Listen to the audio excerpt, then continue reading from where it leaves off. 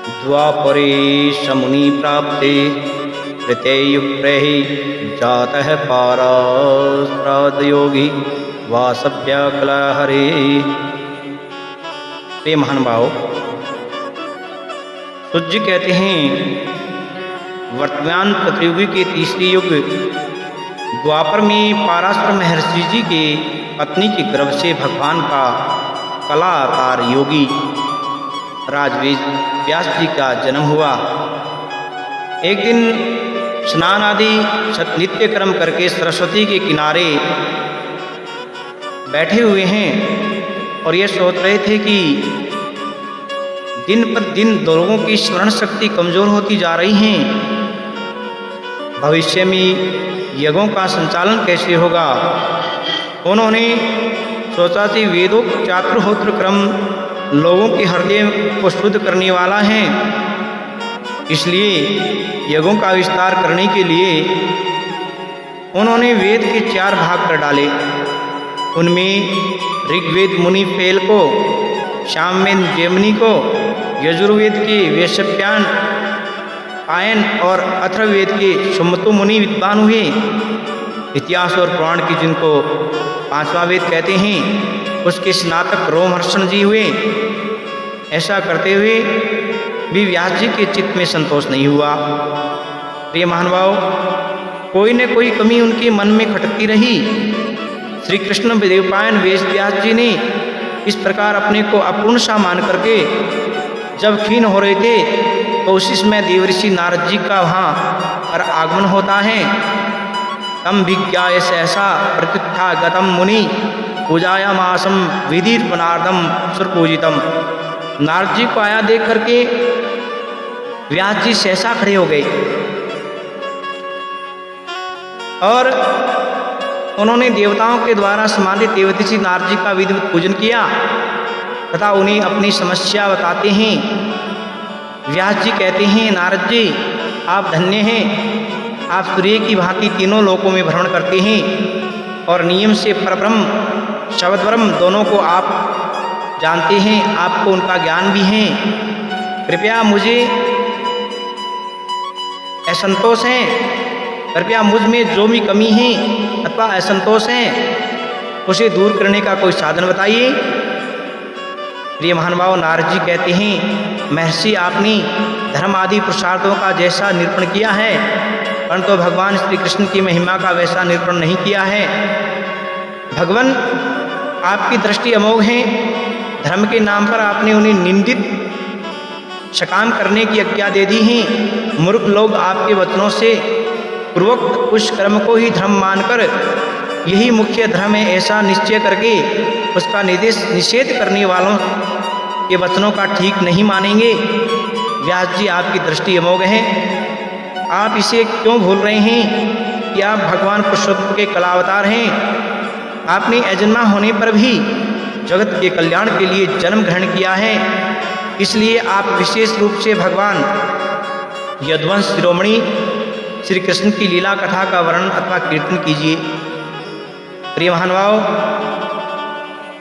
सत्य संकल्प व्यास जी पुरुषोत्तम भगवान श्री कृष्ण के प्रति समस्त धर्मों को समर्पित कर देना ही संसार के तीनों तापों की एकमात्र औषधि है। सभी कर्म मनुष्य को जन्म मृत्यु रूप संसार के चक्कर में डालते हैं, तथापि जब ये भगवान यानी भगवान को समर्पित हो जाते हैं तब उनका समर्पण ही नहीं होता।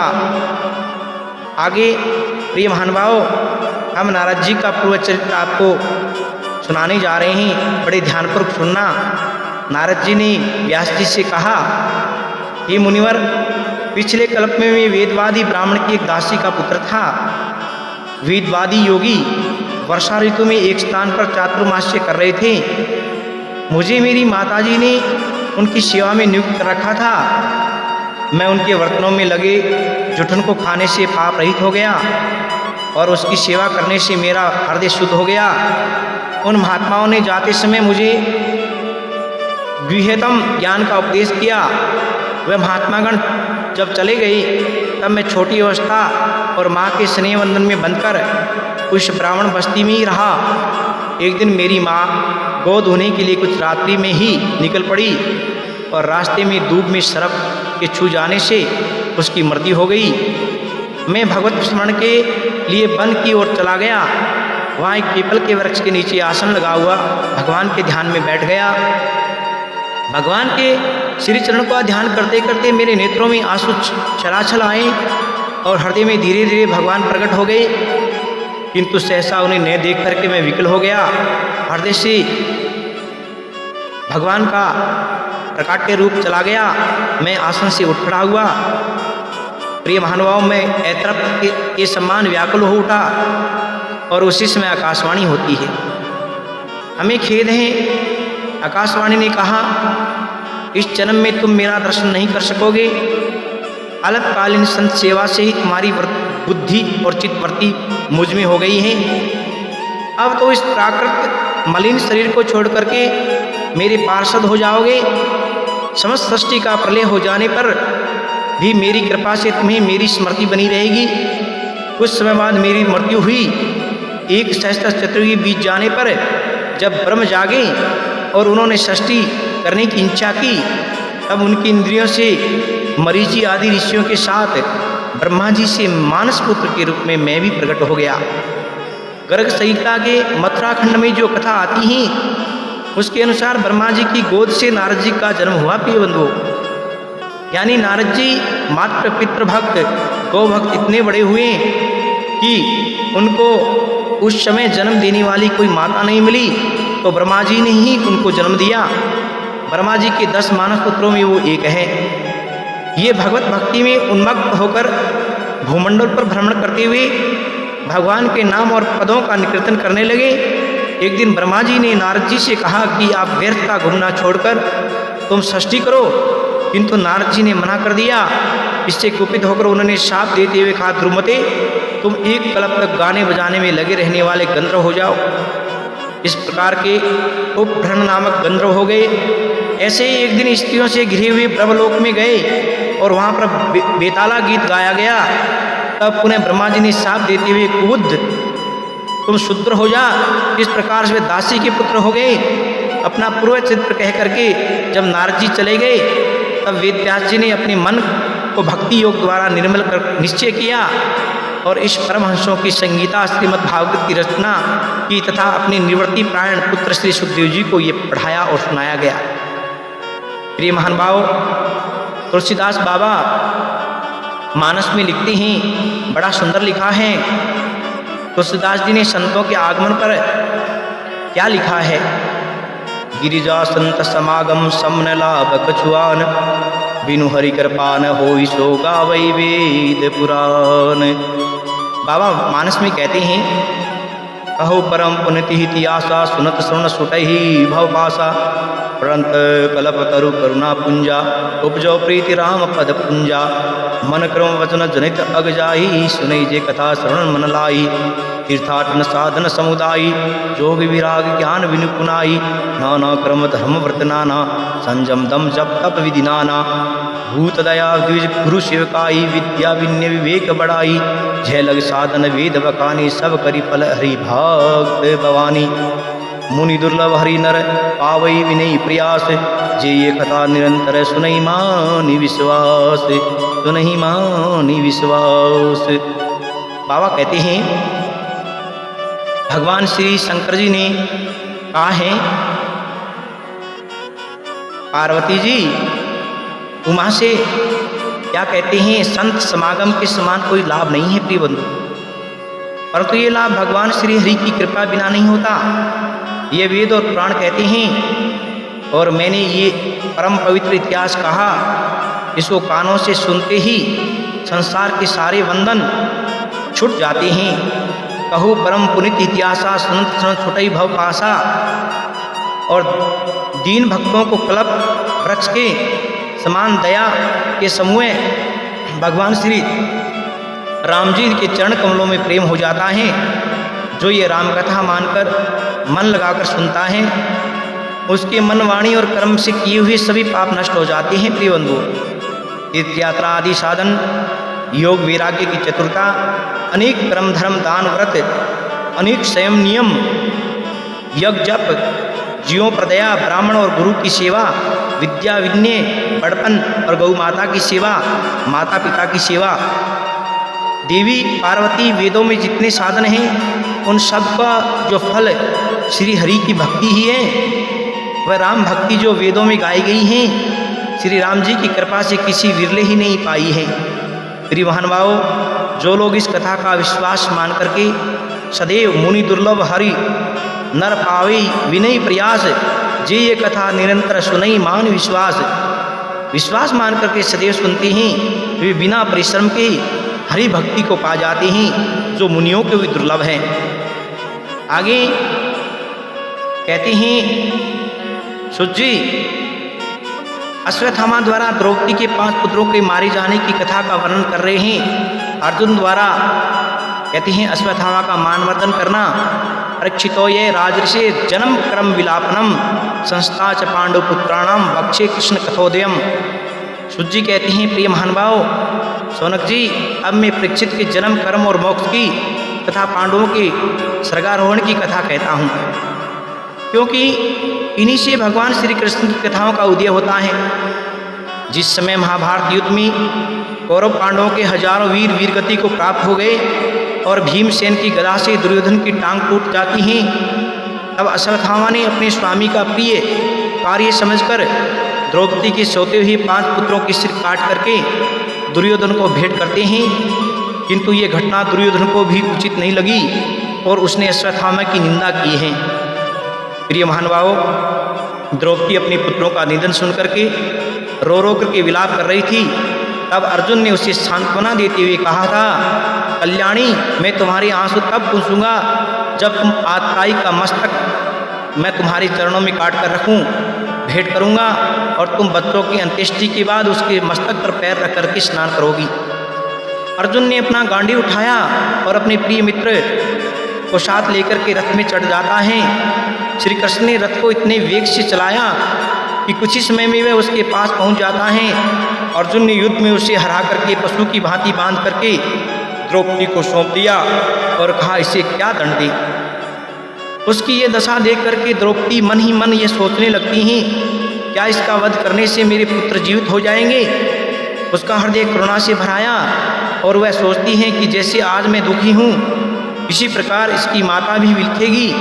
भगवान श्री कृष्ण ने द्रौपदी की भावना को समझकर कहा, अर्जुन, पतित ब्राह्मण का वध नहीं करना चाहिए और आताई को मार डालना चाहिए। शास्त्रों में मैंने दोनों ही बात कही हैं, इसलिए तुम मेरी दोनों आज्ञाओं का पालन करो। तब अर्जुन ने अपनी तलवार से उनके सिर की मणि और बाल उतार करके अपमानित करके छोड़ देते हैं। इसके बाद पांडव, श्री कृष्ण आदि सभी लोग गंगा तट पर जाते हैं और वहाँ जाकर के प्रिय महानुभावों सभी ने स्नान किया तथा मृत आत्माओं को जलांजलि दी। युधिष्ठिर आदि सभी को समझा करके भगवान श्री कृष्ण अपने रथ पर बैठ करके द्वारका जाने वाले थे कि अभिमन्यु की पत्नी उत्तरा घबराती हुई भगवान श्री कृष्ण के शरण में आ जाती हैं और विलाप करती हैं, पाहि पाहि महायोगिन देव देव जगतपते नान्यहम तद्भयम पश्ये यत्र मृत्यु परस्परम भविद्रयन्ति मामिषम सरस्तप्ताश्च प्रभु कामम तहेतु माम नाथे मामें गर्भो निपात्यताम।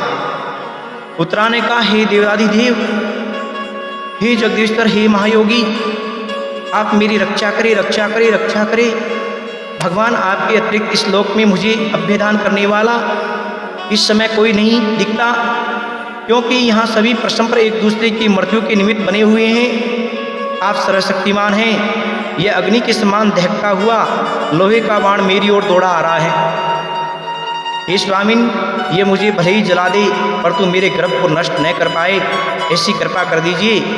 सुत जी कहते हैं, प्रिय महानुभाव, शौनक जी से भक्तवत्सल भगवान श्री कृष्ण उसी की ये बात सुनते ही जान जाते हैं कि अश्वत्थामा ने पांडवों के वंश को निर्वीज करने के लिए ब्रह्मास्त्र का प्रयोग किया है। उसी समय पांडवों ने देखा कि जलते हुए 5 बाण अपनी ओर यानी हमारी ओर आ रहे हैं। शरणागत की रक्षा करने वाले भगवान श्री कृष्ण ने अपने अस्त्र सुदर्शन से उनकी रक्षा की और उत्तरा के गर्भ में पांडवों के वंश को प्रकाशमान करने वाले शिशु की रक्षा करते हैं। शिशु की रक्षा करते हैं। कुंती स्तुति आगे युधिष्ठिर आदि का पितामह के पास जाने की कथा भागवत जी के अंदर आती हैं। वही मेन्याम विश्याम मतिर मधुपतिर रतिम हताब्दा गंगे वो बहुत मुद्यनवती। कुंती ने कहा, भगवान जैसे गंगा की खंड धारा समुद्र में गिरती हैं, वैसे ही मेरी बुद्धि भी किसी और ने जाकर के निरंतर आप ही से प्रेम करती हैं। तत्पश्चात धर्मराज युधिष्ठिर आदि श्री कृष्ण को साथ लेकर के भीष्म पिता के पास चले जाते हैं। वे भी सरसैया पर लेटे हुए हैं, भगवान का चिंतन कर रहे हैं और युधिष्ठिर सहित सभी पांडवों ने उन्हें बड़े ही विनम्र और प्रेम से प्रणाम किया। पितामह की आज्ञा पाकर जब वे सब बैठ जाते हैं, तब पितामह भीष्म ने कहा, श्री कृष्ण तो साक्षात परमात्मा भगवान पुरुषोत्तम के अवतार हैं। ये सब के आदि कारण परम पुरुष नारायण हैं। अपनी माया से सबको मोहित करते हुए यदुवंशियों में छिपे हुए हैं। अपनी माता पिता की आज्ञा का पालन करने के लिए पितामह ने आजीवन ब्रह्मचर्य का व्रत किया और महाभारत के युद्ध में आपने भगवान श्री कृष्ण को अस्त्र ग्रहण कराने की प्रतिज्ञा पितामह उत्तरायण की प्रतीक्षा कर रहे थे। अब वह हो चुके थे और सहयोग से भगवान उनके सामने ये जान करके वह उनकी स्तुति करने लगते हैं। भगवान की भीष्म जी स्तुति करते हैं। भीष्म पितामह कहते हैं, प्रिय बंधुओं कि हे भगवान, अब मृत्यु के समय में अपनी बुद्धि को अनेक प्रकार के साधनों का अनुष्ठान करने से अत्यंत शुद्ध और कामना रहित हो जाती हैं।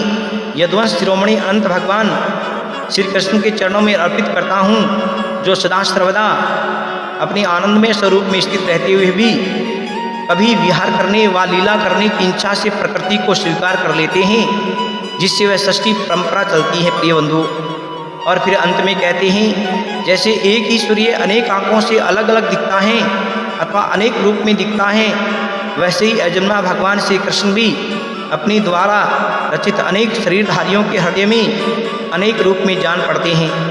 वास्तव में तो ये एक ही हैं और सबके हृदय में विराजमान भी हैं। मैं भेद भ्रम से रहित होकर प्राप्त हो गया हूँ।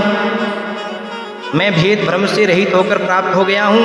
सूत जी कहते हैं, शौनक जी, शांतनु गंगापुत्र मन वाणी और दृष्टि की वृत्तियों से आत्म स्वरूप भगवान के अंदर लीन कर देते हैं। महाराज युधिष्ठिर ने उन्हें अपना राज्य प्राप्त करने के लिए करके धर्म पूर्वक प्रजा का पालन करने लगते हैं। कुंती, गांधारी व धृतराष्ट्र आदि से मिलकर के श्री कृष्ण द्वारका चले जाते हैं। द्वारकावासियों ने उनकी आगमनी के शुभ अवसर पर शंख, तुरही, ढोल, मृदंग आदि बजाने यानी बाजे बजाकर उनका राजोचित स्वागत करते हैं और उनका पूजन करते हैं। प्रिय